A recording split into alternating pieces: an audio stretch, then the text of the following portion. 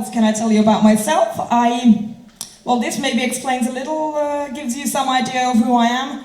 I recently did a gig at a wedding. I didn't know the couple. It was a female couple. They'd been looking for a lesbian comedian. They said that they couldn't find one, so apparently I was the closest. Whatever that means, because they didn't even ask if I was or not. They'd seen me on stage and went, almost Leslie. We'll have her. But yeah, that was then. But I do come from a doctor family. My dad was a psychiatrist and my mum was a theologian. Oh my goodness, yeah, you feel me, girl.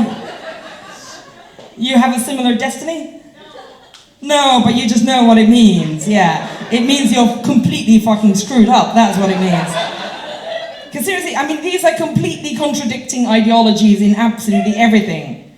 You know, it's like, we have a saying in Finland that the shoemaker's kids go barefoot. So that means that I have no mental health or faith.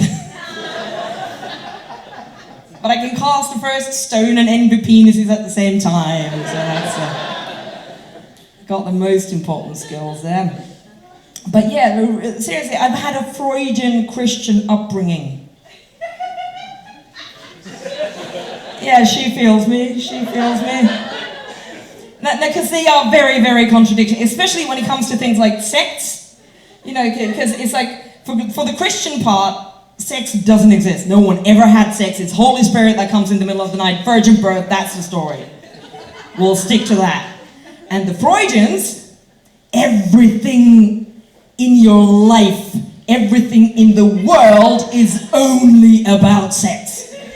Your every thought since you were a fetus is only about sex. Your every thought of the vomit you wake up the next morning is only about sex.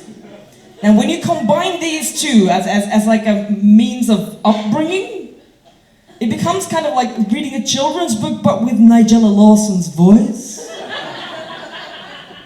Now if you don't know how Nigella Lawson speaks, I can give you a hand. But it's like celebrating Christmas gets a completely new sensation of succulent, luscious childhood. Where on Christmas morning, the children go out and roll some balls out of the snow. As they roll the snow in their hands, the balls get harder and they grow. And they get harder and they grow until eventually you can pile a big, big tower of them. And Daddy can come and stick a hard carrot in the middle of the face.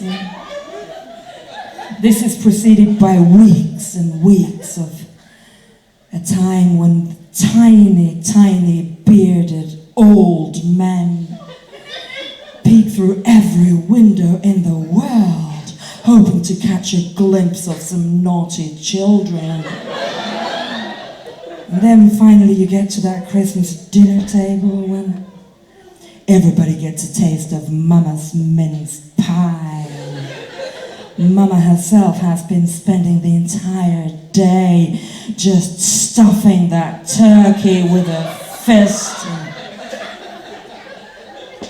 For the end of the meal, it's Grandma's Christmas pudding that gets a custard coating. Then you finally get to the top of the day that everybody's been waiting for when in the middle of the night, Santa shoves himself through the tightest hole in the house and empties his sacks in the living room floor and pours that milk all over himself. Yeah, so that's my childhood for you.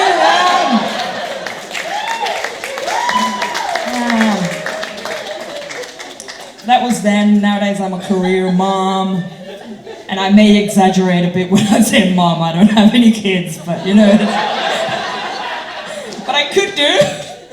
It's a close call, you know, ladies. But I don't have any kids. I'm pro-life, you know, pro my life, that is. So.